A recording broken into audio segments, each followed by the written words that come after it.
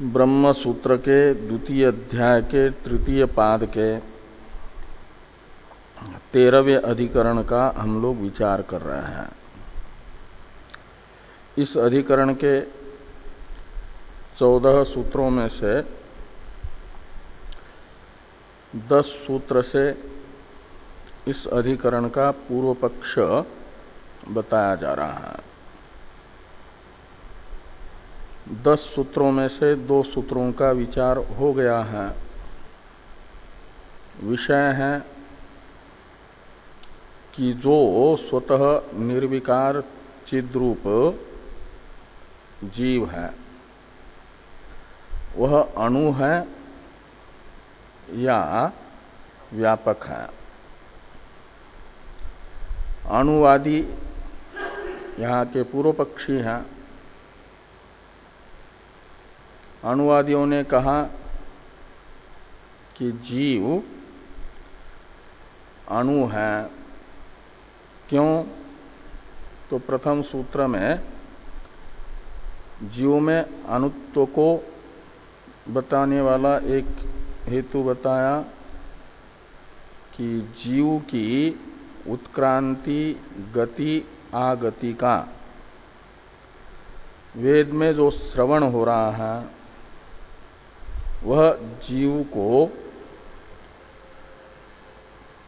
अणु सिद्ध करता है।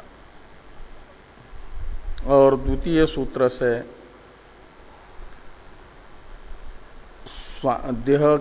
देह में स्वामित्व की निवृत्ति रूप उत्क्रांति का स्वरूप मानने पर भी जीव में अणुत्व का ही निश्चय होता है। इसे कहा गया द्वितीय सूत्र से कि स्वात्मना चोत्तरयो हो उत्क्रांति की अपेक्षा जो उत्तरवर्ती गति और आगति रूप 2 विशेषताएं हैं जीव में बताई गई। इनका तो कर्ता के साथ ही संबंध होता है और वेद में स्वर्गगमन के कर्ता के रूप से जीवात्मा को बताया है। स्वर्ग से आगमन के कर्ता के रूप में आगंता के रूप में भी जीव को बताया गया है। तो जीव में वेद के द्वारा बताया गया जो गंतृत्व और आगंतृत्व यह बताता है कि जीव आकाश के तरह व्यापक नहीं है अपितु सूक्ष्म है, अणु है। और जब जीव में गति और आगति रूप क्रिया मुख्य ही है तो उत्क्रांति भी देह में से स्वामित्व की निवृत्ति मात्र रूप न होकर के देह से निर्गमनात्मक ही हो जाएगी। इसलिए देह से निर्गमन रूप उत्क्रांति भी यह ज्ञापन करेगी कि देह से निकलने वाला जीव अणु है। और श्रुति जीवित अवस्था में भी शरीर के अंदर जागृत अवस्था से सुषुप्ति में हृदय देश में जीव का गमन, फिर सुषुप्ति से जागृत अवस्था में आगमन बता रही है। यह गमनागमन भी जीव यदि व्यापक होगा तो सिद्ध नहीं हो पाएगा। जीवित अवस्था में एक अवस्था से दूसरे अवस्था में गमन और आगमन जो श्रुति के द्वारा बताया गया वह भी अन्यथा अनुपपत्तिया जीव के अणुत्व का ज्ञापक है। इसे स्वात्मना चोत्तरयो हो इस सूत्र से बताया गया। अब जीव के अणुत्व का अंगीकार करने पर जो श्रुति का विरोध उपस्थित होता है, उस विरोध को टालने के लिए जीव को मानना चाहिए व्यापक ही। इस प्रकार की आशंका सिद्धांति के अनुयायी के द्वारा की जा रही है पूर्व पक्षी के प्रति। पूर्व पक्षी सिद्धांति के अनुयायी की इस आशंका का निराकरण करेंगे, तब जाकर के फिर पूर्व पक्ष का ही मत दृढ़ हो जाएगा। ऐसा ही आगे वाले सूत्रों में आ रहा है। तो ये जो तीसरा सूत्र है इस अधिकरण का, इसमें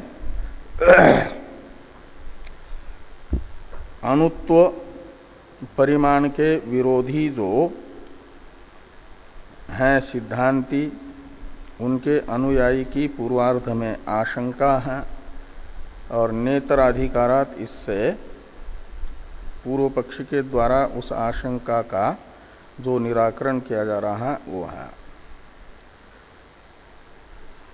तो आक्षेप समाधानात्मक जो इस अधिकरण का तृतीय सूत्र है, पाद का 21वां, अधिकरण का तीसरा, इसका पहले उच्चारण किया जाए, फिर सूत्र का अर्थानुसंधान और बाद में भाष्य का अर्थानुसंधान हम लोग करेंगे। नाणु रतत श्रुते रीति चेत नेतराधिकारात नानु रतत श्रुते रीति चेत नेतराधिकारात, तो न अणुहु अतत्श्रुते इति चेत न इतराधिकारात। ऐसे 7 पद हैं इस सूत्र में।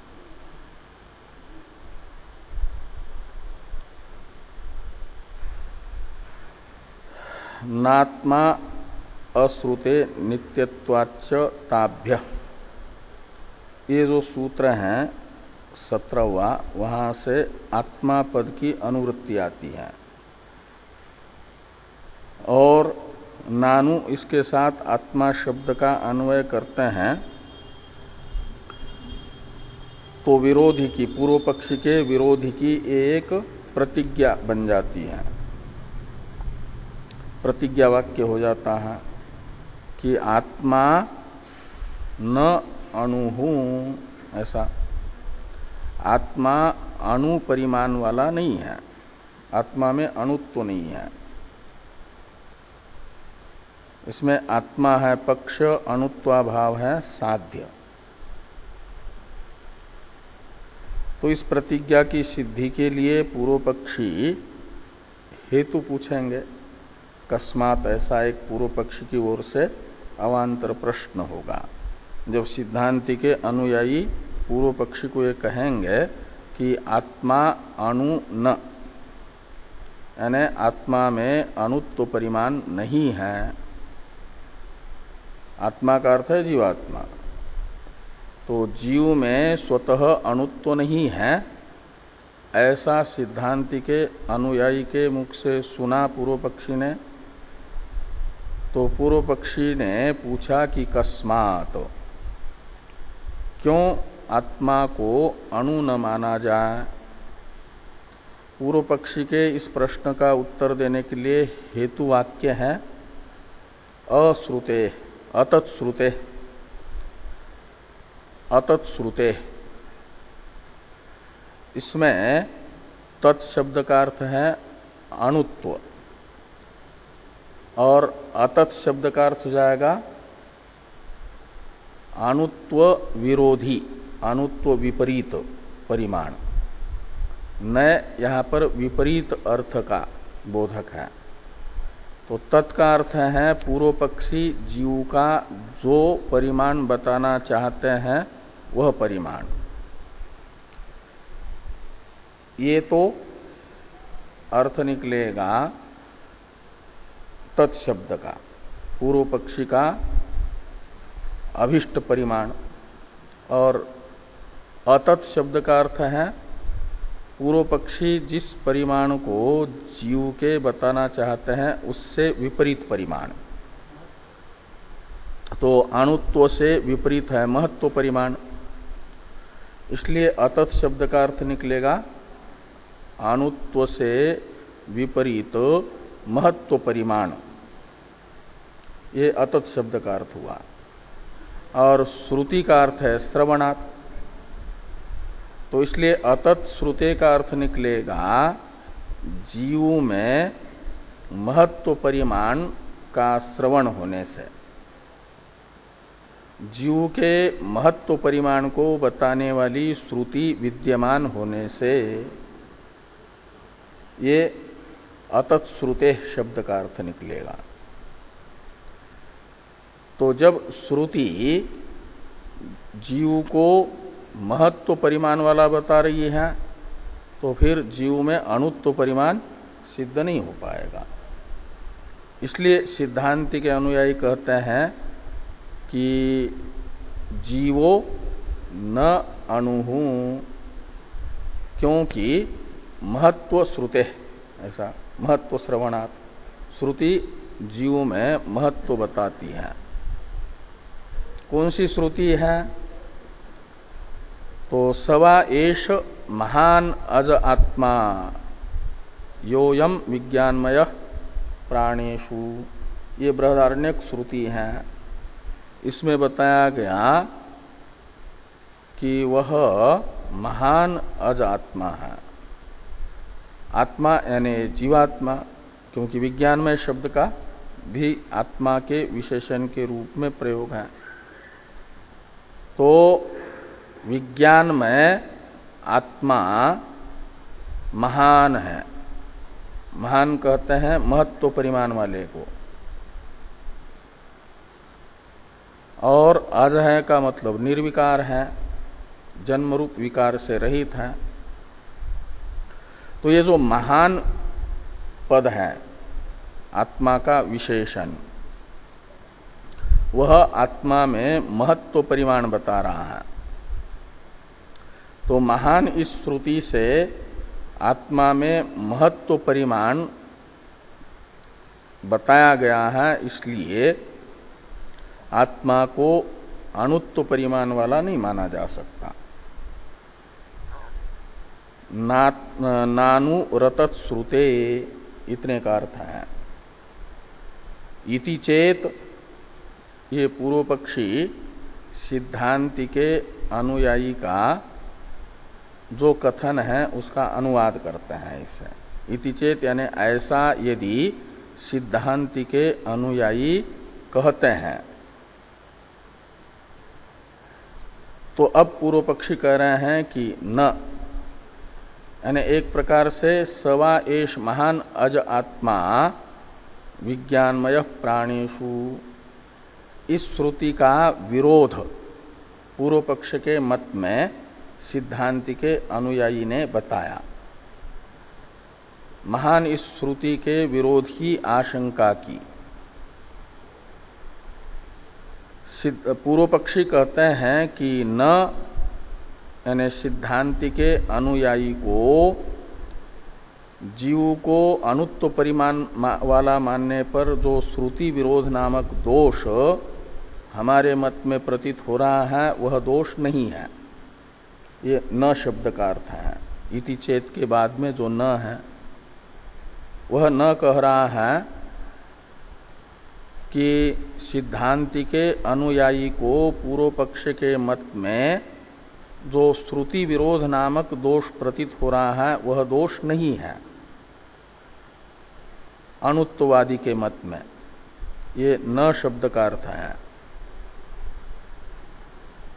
तो अब पूर्व पक्ष के प्रति सिद्धांति के अनुयायी का प्रश्न होगा कि कस्मात्, हमने जो श्रुति विरोध नामक दोष आपके मत में बताया वह आपके मत में क्यों नहीं होगा, ये पूर्व पक्षी के प्रति सिद्धांति के अनुयायी का एक अवान्तर प्रश्न रहेगा। इस प्रश्न का उत्तर देने के लिए पूर्व पक्षी ने ये हेतु वाक्य प्रयोग किया, हेतु वाक्य का कि इतर अधिकारात, इतर अधिकारात। इसमें इतर शब्द का अर्थ है जीव से इतर, इतर यानी भिन्न, अन्य। तो दो आत्मा है, एक जीवात्मा और दूसरा परमात्मा। तो जीवात्मा को तो बताया जा रहा है पूर्व पक्ष के द्वारा अणुत्व परिमाण वाला, अणु है जीव। तो इतर शब्द से लेना है जिसको अणु बताया गया उससे इतर, उससे इतर आत्मा कौन हुआ, परमात्मा। इसलिए इतर अधिकारात में इतर शब्द का अर्थ निकलेगा परमात्मा। न के बाद में जो इतर शब्द है वह इतर शब्द परमात्मा को बताएगा। और अधिकार शब्द का अर्थ है प्रकरण। इतर अधिकारात में जो अधिकारात पंचमी का एक वचन है ना, मूल शब्द है अधिकार, और अधिकार शब्द का अर्थ होता है प्रकरण। तो इतर अधिकारात का अर्थ निकला परमात्मा का प्रकरण होने से। इतरस्य अधिकार इति इतर अधिकार तस्मात् इतर अधिकारात, यानी परमात्म प्रकरणात्। कहते हैं जिस श्रुति के विरोध की आशंका कर रहे हो जीव को अणु मानने पर, वह श्रुति जीव के प्रकरण में नहीं है, परमात्मा के प्रकरण में है। परमात्मा के प्रकरण में होने से वह महान यह श्रुति क्या बताएगी कि महत्व परिमाण जिसका प्रकरण है उसमें है, वो प्रकरण है परमात्मा का। इसलिए परमात्मा में महत्व बताएगी। सवा एष महान अज आत्मा, इसमें आत्मा शब्द से परमात्मा को लिया जाएगा। और वह जो आत्मा शब्द से ग्राह्य परमात्मा है उसमें महत्व है, ऐसा महान शब्द का अर्थ है वहां। ये कौन बताएगा, पूर्व पक्षी। इसलिए परमात्मा को महत्व बताने वाली, परमात्मा में महत्व बताने वाली जो श्रुति है उसका जीव को अनुमानने पर भी किसी प्रकार का कोई विरोध नहीं होगा। वह श्रुति जिसको महान बता रही है, महत्व परिमाण वाला बता रही है, उसी को यदि हम अणुत्व परिमाण वाला बता दे तब तो विरोध होगा। वह श्रुति बता रही है परमात्मा को महत्व परिमाण वाला, और हम बता रहे हैं जीव को अणुत्व परिमाण वाला, तो उस श्रुति का विरोध कैसे होगा फिर। इस प्रकार न शब्द से पूर्व पक्षी ने कहा कि आपको हमारे मत में, यानी जीव को अणु मानने पर जो दोष दिख रहा है वह दोष हमारे मत में नहीं है, क्योंकि जिस श्रुति के साथ आप जीव के अणुत्व का विरोध बता रहे हो वह श्रुति जीव में महत्व बता ही नहीं रही है। वह श्रुति तो परमात्मा में महत्व बताती है। ऐसा पूर्व पक्षी ने नेतर अधिकारात इससे कहा। तो इस प्रकार इस सूत्र का अर्थ निकला, नानु रतत श्रुते इति चेत न इतर अधिकारात। इसमें इति चेत तक पूर्व पक्ष के प्रति सिद्धांति के अनुयायी की आशंका है। नेतर अधिकारात, इससे पूर्व पक्ष के द्वारा सिद्धांति के अनुयायी का जो प्रश्न था, आक्षेप था, उसका समाधान किया, आशंका का परिहार किया। श्रुति विरोध की आशंका पूर्व पक्ष के प्रति सिद्धांति के अनुयायी ने की, उसका निराकरण भी पूर्व पक्षी ने किया। इसी प्रकार का अर्थ इस सूत्र का भगवान भाष्यकार बता रहे हैं भाष्य में। तो भाष्य को देखिए,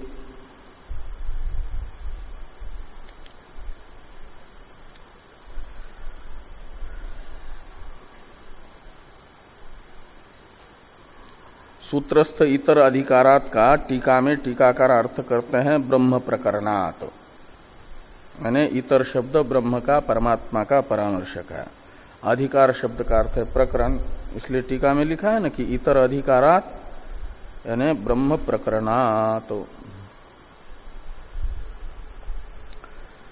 अब भाष्य को देखिए, अथापि स्यात् नानु रयम आत्मा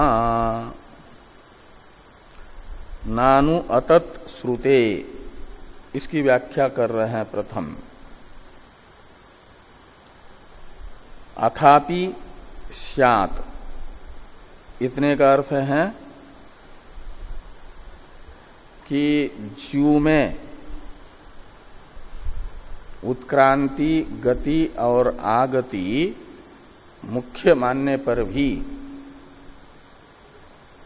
जीव का अणुत्व सिद्ध नहीं होता। क्यों? तो नानुरात्मा अयम आत्मा, आत्मा पद की पूर्व सूत्र से अनुवृत्ति लाए। नात्मा श्रुते नित्यत्वाच्च ताभ्य, इस सूत्र से तो अर्थ निकला कि आत्मा ने जीव अणुत्व परिमाण वाला नहीं है। पूर्व पक्षी का प्रश्न है कि कस्मात्, उत्तर दिया अतत् श्रुते। अतत् श्रुति में अतत् शब्द का अर्थ कर रहे हैं कि अणुत्व विपरीत परिमाण, और श्रुते का अर्थ कर दिया श्रवणात्। तत् का अर्थ है अणुत्व और अतद में अ का अर्थ है विपरीत परिमाण। तो अणुत्व का विपरीत परिमाण वो हुआ महत्व परिमाण, इसलिए अतत् श्रुते का अर्थ निकलेगा महत्व श्रवणात्, अणुत्व से विपरीत परिमाण का श्रवण होने से, यानी महत्व परिमाण का श्रवण होने से। इत्यर्थ यानी ये नानु अतत् श्रुते, इतने का ये अर्थ है। और कौन सी श्रुति है जो आत्मा में अणुत्व से विपरीत परिमाण बता रही है? तो श्रुति बताई जा रही है भाष्य में आगे कि सवा एष महान अज आत्मा यो अयम विज्ञानमय प्राणेषु आकाशवत सर्वगतश्च नित्यः सत्यम ज्ञानम अनंतम ब्रह्म इत्येवं जातीयका ही श्रुति ही आत्मनो अणुत्वे विप्रतिषिद्धेत। ये इतना अर्थ निकलेगा न अणु अतत् श्रुते का।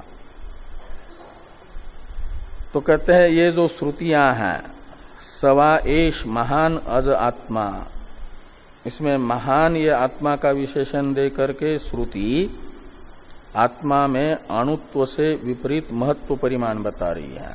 आत्मा महान है का मतलब महत्व परिमाण वाला है। ये है महत्व श्रवण। और दूसरी श्रुति है आकाशवत सर्वगतश्च नित्यः। सर्वगत का अर्थ होता है व्यापक। तो ये आत्मा कैसा है? तो कहते हैं आकाश के तरह सर्वगत है, यानी व्यापक है। तो सर्वगतः ये जो विशेषण है आत्मा का, वह बताता है कि आत्मा में अणुत्व से विपरीत महत्व है, विभुत्व है। और सत्यम ज्ञानम अनंतम ब्रह्म, इसमें भी ब्रह्म शब्द का अर्थ आत्मा है। और आत्मा में अनंतत्व बता रही है ये श्रुति। आत्मा अनंत है का मतलब अणु नहीं है, परिच्छिन्न नहीं है। अनंत में अंत शब्द का अर्थ होता है परिच्छेद युक्त, और अनंत का अर्थ है, यानी अंत का अर्थ है परिच्छेद भेद, और अनंत का अर्थ है परिच्छेद राहित्य, जो देशतः कालतः वस्तुतः परिच्छेद रहित है, अपरिच्छिन्न है, का मतलब व्यापक है, महान है। तो इस प्रकार ये अनंत शब्द भी ये बताता है कि आत्मा में अनंत्य है, देशतः परिच्छिन्नता नहीं है, वस्तुतः परिच्छिन्नता नहीं है, कालतः परिच्छिन्नता नहीं है। तो इत्येवं जातीय का यानी इस प्रकार की श्रुतियां आत्मनो अणुत्वे, यानी आत्मा को यदि अणु स्वीकार करेंगे, उसमें आत्मा का अणुत्व परिमाण मानेंगे, तो विप्रतिषिद्धेत, यानी इन श्रुतियों का विरोध होगा। विप्रतिषिद्धेत का अर्थ विरोध होगा, विरुद्धेत। ऐसा पूर्व पक्षी के प्रति सिद्धांति के अनुयायी का आक्षेप हुआ। यानी जीव को अनुमानने वाले मत में सिद्धांति के अनुयायी ने श्रुति विरोध नामक दोष बताया। पूर्व पक्षी कहते हैं इति चेत, यानी सिद्धांति के अनुयायी हमारे मत में श्रुति विरोध नामक दोष यदि बताते हैं तो हम उस दोष का निराकरण करते हैं। इति चेत तक का भाष्य में अर्थ हो गया, सूत्रस्थ इति चेत अंश का। अब नेतर अधिकारात इसका अर्थ कर रहे हैं। नेतर अधिकारात में न और इतर अधिकारात दो पद हैं, तो पहले न पद का अर्थ करते हैं। नैष दोषः, ये पूर्व पक्षी कह रहे हैं कि एष दोषः अस्माकं मते न, हमारे मत में आपको जो दोष दिख रहा है वह दोष नहीं है। हमारा मत आपको दिखने वाले दोष से रहित है, निर्दोष है। सिद्धांति के अनुयायी को पूर्व पक्षी के मत में क्या दोष दिख रहा है? श्रुति विरोध दोष दिख रहा है। तो न शब्द से पूर्व पक्षी कह रहे हैं कि एष दोष, यानी श्रुति विरोध नामक दोष हमारे मत में नहीं है। हमारा मत श्रुति विरोध नामक दोष से रहित है। तो अब पूर्व पक्षी के प्रति सिद्धांति के अनुयायी का प्रश्न रहेगा, कस्मात। ये कस्मात शब्द यहां पर दो बार आया ना, एक तो शुरू में है पहली पंक्ति में भाष्य के कस्मात, वो तो पूर्व पक्षी ने सिद्धांति के अनुयायी के प्रति प्रश्न किया था। सिद्धांति के अनुयायी ने कहा था ना कि जीव में अणुत्व नहीं है। इस जीव के अणुत्व का निषेध करने वाला हेतु जानने के लिए प्रश्न था पूर्व पक्षी का, कस्मात। और अब ये पूर्व पक्षी के प्रति सिद्धांति के अनुयायी का प्रश्न है, कस्मात। क्योंकि पूर्व पक्षी ने कहा कि जो दोष आप हमारे मत में बता रहे हो वो दोष नहीं है। तो सिद्धांति के अनुयायी पूछ रहे हैं कि क्यों दोष नहीं है? हमने जो बताया श्रुति विरोध नामक, किस कारण से ये दोष नहीं रहेगा? निर्दोष आपका मत कैसे होगा? ये कस्मात शब्द से पूछा।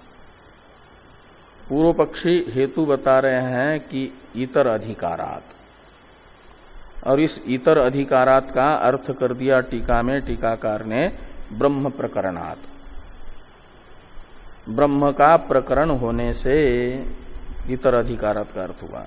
यानी सवा एष महान अज आत्मा, यह श्रुति ब्रह्म प्रकरणस्थ है। और आकाशवत सर्वगतश्च नित्य, यह श्रुति भी जो सर्वगत बता रही है आकाश के तरह व्यापक बता रही है आत्मा को, वह आत्मा परमात्मा है। और ये जो दूसरी श्रुति है सत्यम ज्ञानम अनंतम ब्रह्म, ये भी परमात्म प्रकरणस्थ है, जीव प्रकरणस्थ नहीं है।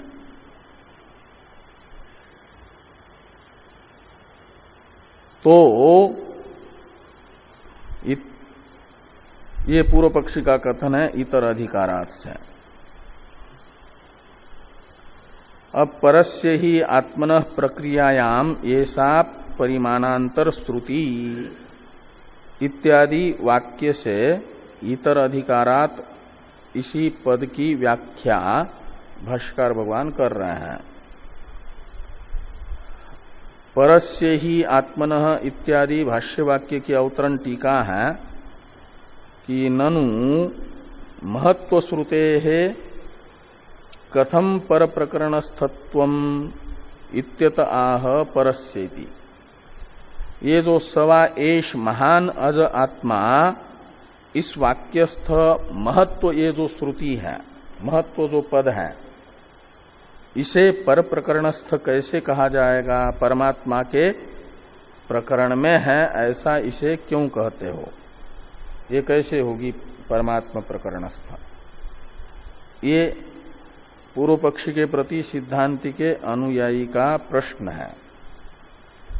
पूर्व पक्षी बता रहे हैं कि महत्व श्रुति कैसे पर प्रकरणस्थ है। तो परस्य ही आत्मनः प्रक्रियायाम येषा परिमाणांतर श्रुति। परिमाणांतर श्रुति कहते हैं महान इस श्रुति को। परिमाणांतर में परिमाण शब्द से लेना पूर्व पक्षी जीव का जो परिमाण मानना चाहते हैं वो है अणुत्व परिमाण, और परिमाणांतर हुआ अणुत्व परिमाण से इतर परिमाण, वो हो गया महत्व परिमाण। और उस महत्व परिमाण को बताने वाली जो श्रुति उसे कहा जाएगा परिमाणांतर श्रुति। वो कौन सी है? महान श्रुति। तो परिमाणांतर श्रुति का अर्थ निकला सवा एष महान अज आत्मा, इस वाक्यस्थ महान यह श्रुति वो परस्य ही आत्मनः प्रक्रियायाम, परस्य ही आत्मनः यानी परमात्मा के, प्रक्रिया शब्द का अर्थ है प्रकरण, तो प्रक्रियायाम का अर्थ निकलेगा प्रकरणे। परमात्मा के प्रकरण में सवा एष महान अज आत्मा ये श्रुति है। ये पूर्व पक्षी कहते हैं। आगे हैं कि परस्यैव आत्मनः प्राधान्येन वेदांतेषु वेदितव्यत्वेन प्रकृतत्वात्। तो ये सवा एष महान अज आत्मा, यह श्रुति परमात्म प्रकरणस्थ कैसे है, इसे ज्ञापन करने के लिए ये हेतु बताया कि इसलिए कि परस्यैव ही आत्मन प्राधान्येन वेदांतेषु वेदितव्यत्वेन प्रकृतत्वात्। वेदांत कहते हैं उपनिषदों को, और उपनिषदों में प्रकृत यानी प्रतिपाद्य विषय, ज्ञेयतया प्रतिपाद्य विषय कौन है? परमात्मा। उपनिषदें जानने योग्य अर्थ के रूप में परमात्मा का ही प्रतिपादन करती हैं। और गीता में भी कहा भगवान ने अपने मुख से कि वेदैश्च सर्वै अहम एव वेद्य, सारे वेदों से वेद्य यानी जानने योग्य मैं ही हूं। इसलिए वेदांत यानी सभी उपनिषदें, और उपनिषदों में वेदितव्य के रूप में यानी वेद्य के रूप में, ज्ञेय के रूप में किसको बताया गया है? परमात्मा को ही बताया गया है। तमेव विदित्वा अतिमृत्युमेति नान्यः पंथा विद्यते अयनाय आत्मावारे द्रष्टव्य तद विजिज्ञासस्व इत्यादि श्रुतियां परमात्मा को ही वेद्य बता रही है।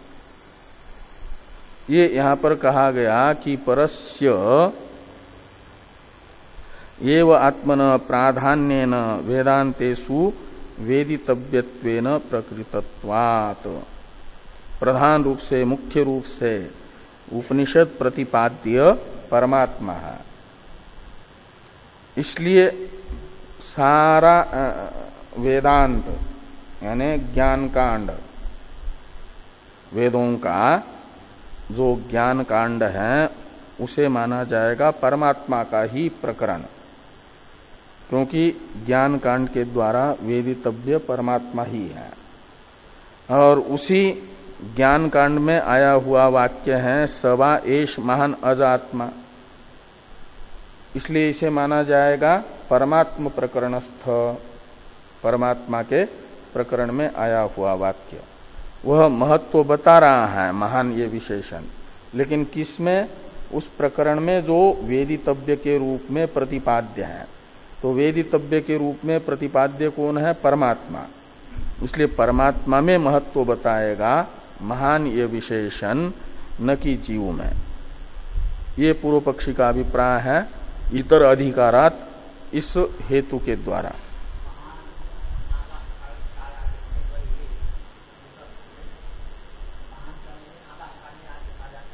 हाँ, आत्मा कहा, आत्मा को महान कहा जा रहा। महान तो विशेषण है ना, और विशेष्य है आत्मा।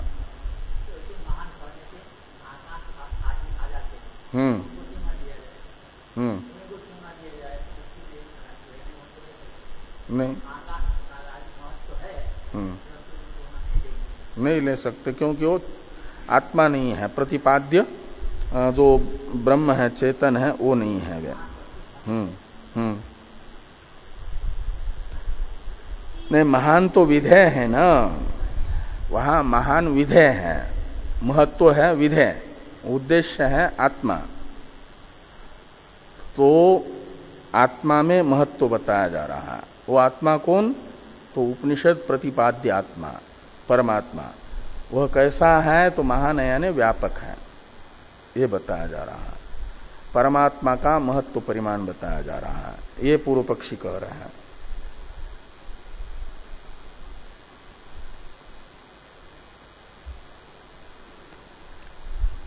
अब वीरज पर आकाशात इत्यादि जो वाक्य आ रहा है भाष्य में, इसकी अवतरण टीका है या वेदांत श्रुति ही सा पर प्रकरणस्था इति उत्सर्गात तस्याह तस्थत्वम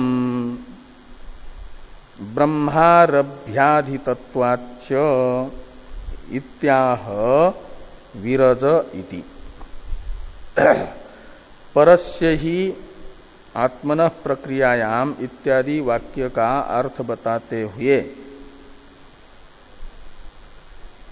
विरज इसका अवतरण लिखा है टीकाकार ने।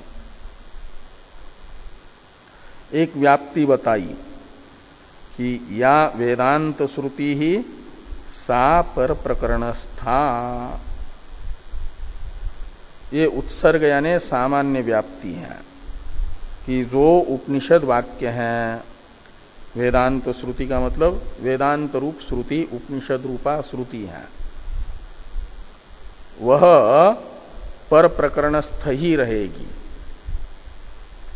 यानी परमात्म प्रकरणस्थ ही उसे माना जाएगा। परमात्मा के प्रकरण में आई हुई ही रहेगी, क्योंकि पूरा वेदांत परमात्मा का प्रकरण है। ये जो उत्सर्ग है यानी सामान्य व्याप्ति है, इस व्याप्ति से यह निश्चित हुआ तस्याह यानी महत्व श्रुते, तस्थत्वम यानी परमात्म प्रकरणस्थत्वम सिद्धम भवति, ऐसा लगा देना कि ये जो सिद्धांति के अनुयायी ने पूर्व पक्षी को पूछा था कि महत्व श्रुति में पर प्रकरणस्थत्व कैसे है, इस प्रश्न का उत्तर दिया पूर्व पक्षी ने कि महत्व श्रुति भी वेदांत श्रुति है, ज्ञान कांड में आई हुई श्रुति है, और ज्ञान कांड पूरा का पूरा परमात्मा का प्रकरण है, उसमें वेदितव्य परमात्मा ही है।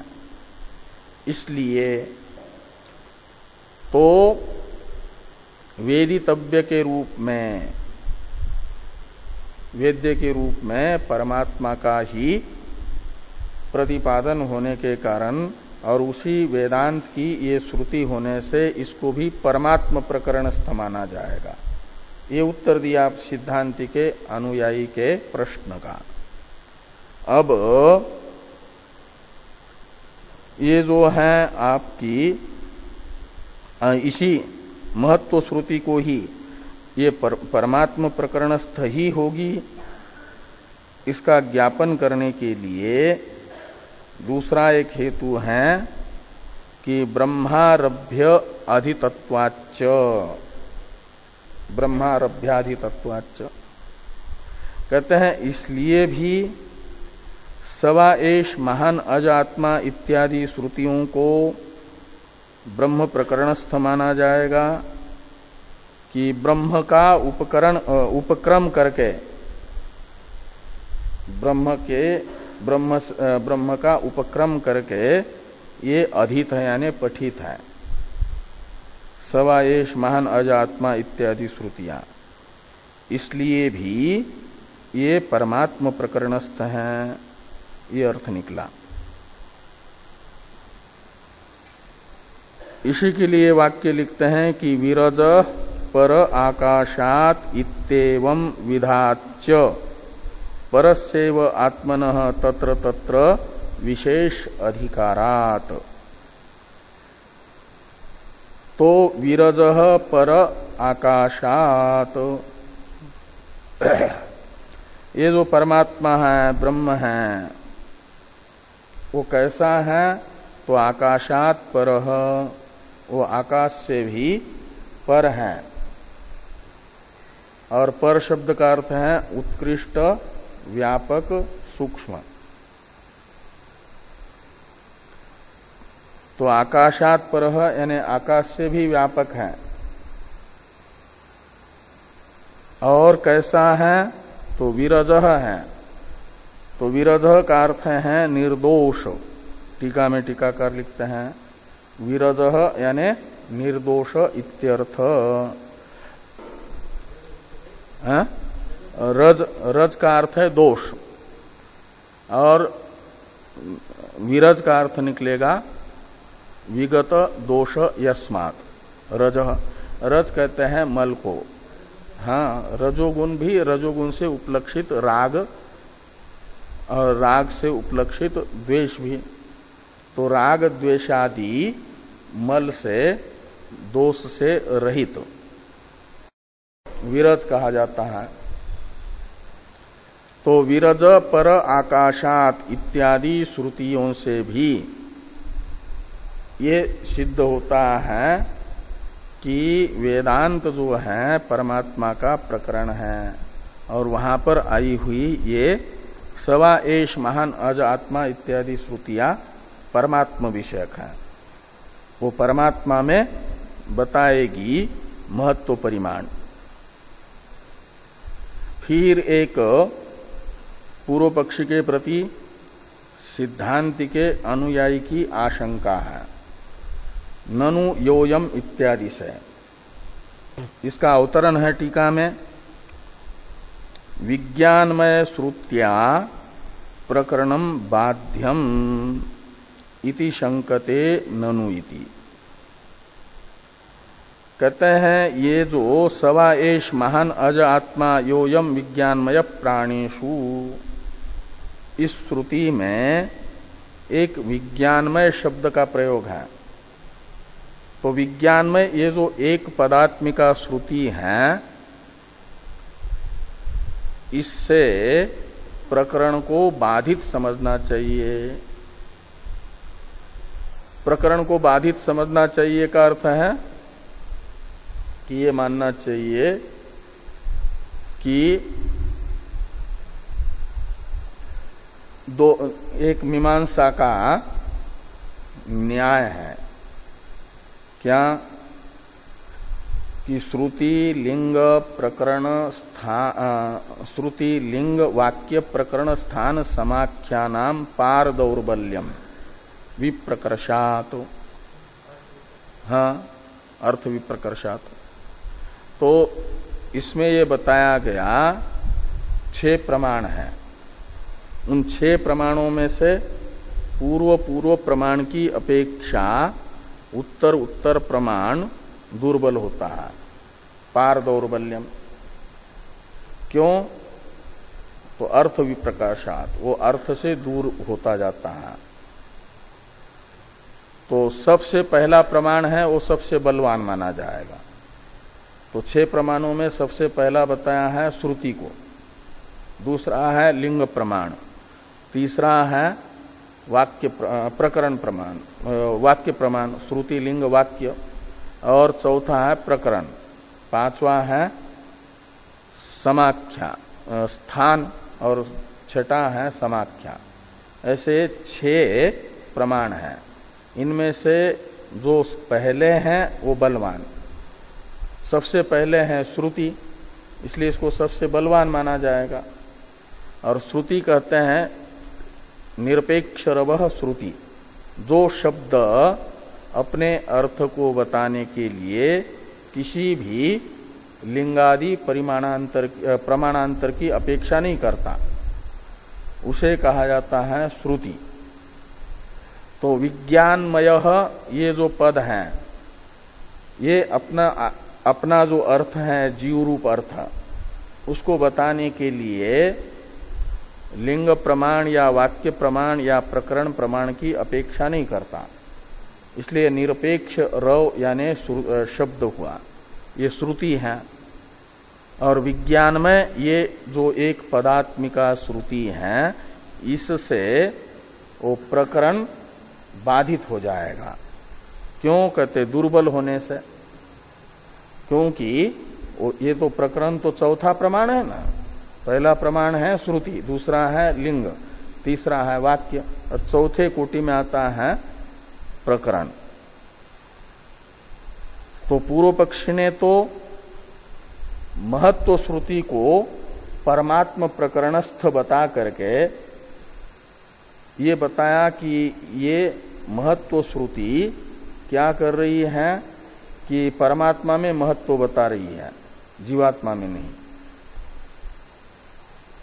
तो अब यानी प्रकरण प्रमाण का, दुर्बल प्रमाण का आधार लेकर के पूर्व पक्षी ने महत्व श्रुति को परमात्म विषयक माना। अब सिद्धांति के अनुयायी पढ़े लिखे होने के कारण वे कहते हैं कि विज्ञान में इस श्रुति से आपने जिस प्रमाण को आधार बनाया वह प्रमाण दुर्बल है, प्रकरण प्रमाण, वो बाध्य होगा, बाध योग्य होगा।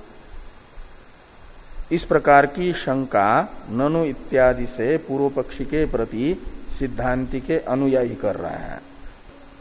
इसलिए टीका में टीकाकार ने लिखा कि विज्ञान में श्रुत्या प्रकरणम बाध्यम, प्रकरण का बाध होता है, प्रकरण बाध होने योग्य है, इस प्रकार की आशंका सिद्धांति के अनुयायी की है कि ननु यो अयम विज्ञानमय प्राणेषु इति शारीर एव महत्व संबंधित्वेन प्रतिनिर्दिश्यते।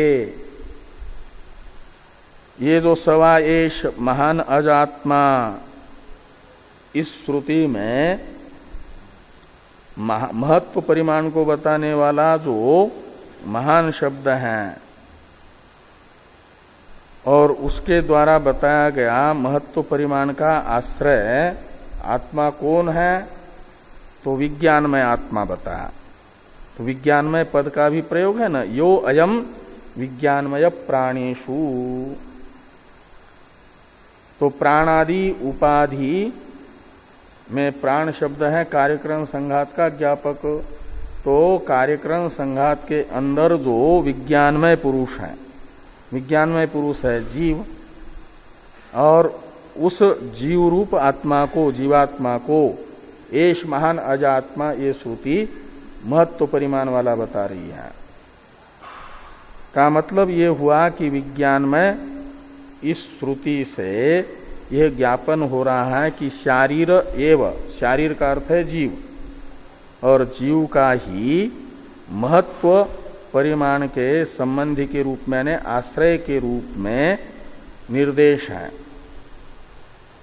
आत्मा का विज्ञानमय ये विशेषण दे करके श्रुति ये बता रही है कि विज्ञानमय आत्मा यानी शारीर ही महत्व परिमाण का आश्रय है, यानी जीव में ही महत्व परिमाण सवा एष महान अजात्मा ये श्रुति बता रही है। हाँ, इस प्रकार की आशंका पूर्व पक्षी के प्रति सिद्धांति के अनुयायी की हुई। इसका समाधान शास्त्र दृष्टिया तु एष निर्देशो इत्यादि से पूर्व पक्षी कर रहा है। यहां के पूर्व पक्षी हैं जीव को अणुत्व परिमाण वाला मानने वाले और जीव का परमात्मा के साथ भेदाभेद स्वीकार करने वाले। जीव परमात्मा से भिन्न भी है, परमात्मा से अभिन्न भी है। परमात्मा का अंश होने से जीव और परमात्मा में अंशांशी भाव है। अंश अपने अंशी से भिन्न भी होता है, अभिन्न भी होता है।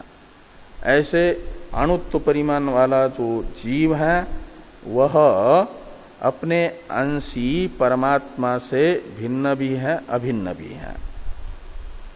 भिन्ना भिन्न जीव को परमात्मा से मानने वाले पूर्व पक्षी हैं। वे शास्त्र दृष्टिया तु इत्यादि से समाधान कर रहे हैं। शास्त्र दृष्टिया तु इत्यादि समाधान जो पूर्व पक्षी के द्वारा किया जा रहा है, इसकी अवतरण टीका है। अनोर जीवस्य ब्रह्मणा भेदाभेद अंगीकारात्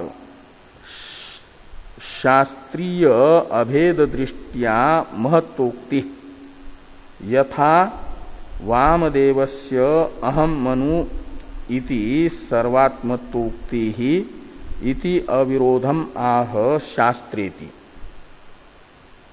अनोर जीवस्य ब्रह्मणा भेदाभेद अंगीकारात्, इसमें भेदाभेद में जो दकार है ना पहला वाला, उसमें दीर्घ की मात्रा होनी चाहिए।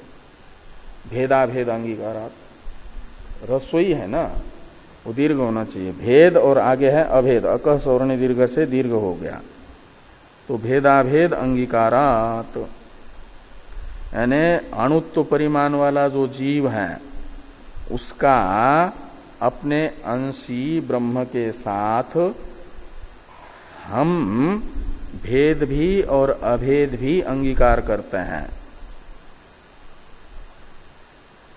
इसलिए क्या होगा कि जीव में यदि योयम विज्ञानमय प्राणेषु, इसके आधार पर यह मानना है कि येष महान अज आत्मा, यह श्रुति जीव में ही महत्व बता रही है, तो कहते हैं वह उपदेश, महत्व का उपदेश शास्त्र दृष्टि से है। इस अभिप्राय से कह रहे हैं कि शास्त्रीय अभेद दृष्टिया महत्वोक्ति, यानी जीवस्य महत्वोक्ति, जीव में महत्व का कथन शास्त्र दृष्टि से है। तो शास्त्र दृष्टि क्या है? तो शास्त्रीय अभेद दृष्टिया, शास्त्र के द्वारा प्राप्त जो अभेद दृष्टि है, जीव का ब्रह्म के साथ अभेद, ये जो दर्शन है, दृष्टि है, इस दृष्टि को लेकर के ये महत्व निर्देश है जीव में, क्योंकि महत्व परिमाण वाला है परमात्मा और उस महत्व परिमाण वाले परमात्मा से जीव का अभेद भी है, उसी का अंश होने से। हाँ हाँ, ये भेदाभेदवादी है ना, अणुत्व परिमाण वाले। तो फिर वो अभेद अंश को लेकर के वो महत्व परिमाण का कथन है वहां, ये पूर्व पक्षी कह रहे हैं। और इसके लिए उदाहरण बताते हैं, दृष्टांत बताते हैं, जैसे वामदेवस्य अहम मनु इति सर्वात्मत्वोक्ति। जब गर्भ में ही वामदेव ऋषि को ब्रह्मबोध हो गया, उनका जो भावी प्रतिबंध उपस्थित करने वाला प्रारब्ध था, उसके कारण उन्हें क्या हो गया कि सारी साधना संपन्न होने पर भी पूर्व जन्म में ज्ञान नहीं हो पाया।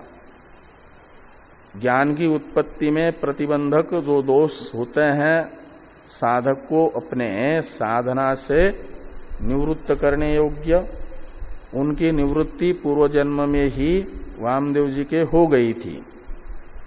श्रवण मनन निधिध्यासन तक की सारी साधना हो गई, लेकिन अहम ब्रह्मास्मि ऐसा साक्षात्कार नहीं हो पाया, क्योंकि भावी प्रतिबंध था उनका।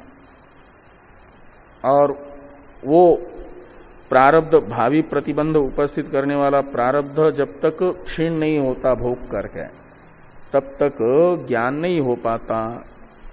इसके लिए फिर उन्हें उस शरीर को छोड़ने के बाद एक जन्म लेना पड़ा, और माता के गर्भ में जैसे ही रह करके उस भावी प्रतिबंध उपस्थित करने वाले प्रारब्ध का भोग करके क्षय कर दिया। भावी प्रतिबंध यही था कि कुछ गर्भ में रह करके माता के प्रारब्ध को भोगना था दूसरे शरीर से, इतना वो उनका प्रारब्ध बना हुआ था। इसलिए वो प्रतिबंध दूर होते ही गर्भ में दुख को भोगने का प्रारब्ध शांत हो गया, ज्ञान हो गया, वाक्य का स्मरण हुआ, अहम ब्रह्म तत्वमसि वाक्य का अहम ब्रह्मास्मि ऐसा बोध हो गया। और फिर वामदेव जी ने अपनी ब्रह्म ज्ञान का फल जो सर्वात्म भाव है, सर्वात्म भाव को अभिव्यक्त करने वाला वचन मंत्र उनके मुख से निकला कि अहम मनुरभवम, मैं ही मनु हूं, मैं ही इंद्र हूं, मैं ही सूर्य हूं। ऐसा का मतलब सारे कार्यक्रम संघातों में जो प्रत्यगात्मा है वह मैं हूं, ऐसा सर्वात्म भाव उनका उन्हें अनुभव में आया। और अनुभव में आकर के, और वो खाली वर्तमान कार्यक्रम संघातों में मात्र नहीं, अभी तक सारा जितना भी संसार हुआ वो सारा का सारा मेरे में ही कल्पित है, इसलिए इस प्रकार का अनुभव उनको हुआ। तो वे जैसे सभी कार्यक्रम संघातों में मैं ही हूं, सबकी प्रत्येगात्मा के रूप में ऐसा अनुभव करते अपने स्वरूपता का। ऐसा ही बृहदारण्यक उपनिषद में सवा एष महान अज आत्मा, यह श्रुति जीवात्मा में महत्व का निर्देश कर रही है। वो शास्त्र दृष्टि से महत्व का निर्देश कर दिया। जीव का ब्रह्म के साथ जो अभेद अंश है, उस अभेद अंश को लेकर के जीव को महत्व परिमाण युक्त बताया जा रहा है। जीव का जो जीव भाव है, जीवात्मक स्वरूप है, उस जीवात्मक स्वरूप में अंश में महत्व नहीं बता रही वो श्रुति। अंशी के साथ अभेद मान करके अंशी में रहने वाला महत्व अंश में बता रही है, अभेद अंश को लेकर के। इस प्रकार का समाधान प्रदान करके पूर्व पक्षी अपने मत में महत्व श्रुति का अविरोध सिद्ध कर रहे हैं। इस अभिप्राय से वाक्य आया भाष्य में कि शास्त्र दृष्टिया तु एष निर्देशो वामदेववत द्रष्टव्य। एष निर्देश शब्द से लेना ये जो सवा एष महान अज आत्मा, इस श्रुति के द्वारा जीव में महत्व का निर्देश। सवा एष महान अज आत्मा इस श्रुति के द्वारा बताया गया जो जीव का महत्व है, ये कैसा है? वो कहते हैं इस प्रकार है, वामदेव के तरह शास्त्र दृष्टि से वो जीव का महत्व है। एष निर्देशो वामदेव द्रष्टव्य। तस्मात् प्राज्ञ विषयत्वात् परिमाणांतर श्रवणस्य न जीवस्य अनुत्वम विरुध्यते। इसलिए जीव को जब जीव रूप से ही ग्रहण करते हैं, देखते हैं, तो जीव तो स्वरूपतः अणु ही है। ऐसा जो हम कह रहे हैं उस हमारे कथन में किसी प्रकार का कोई श्रुति विरोध नहीं होता, क्योंकि वह प्रकरण भी परमात्म विषयक ही हुआ। तस्मात् प्राज्ञ विषयत्वात् परिमाणांतर श्रवणस्य सवाएश महान अजात्मा इत्यादि महत्व को बताने वाला जो श्रुति वाक्य है वह परमात्म विषयक होने से, प्राज्ञ विषयत्वात् में प्राज्ञ शब्द का अर्थ है परमात्मा, तो प्राज्ञ विषयत्वात् का मतलब परमात्म विषयक। ये सवा एष महान अजात्मा इत्यादि महत्व परिमाण को बताने वाला श्रुति वाक्य होने से न जीवस्य अनुत्वम विरुध्यते। जो हम जीव को अणु बता रहे हैं उसका कोई विरोध हमारे मत में नहीं होगा।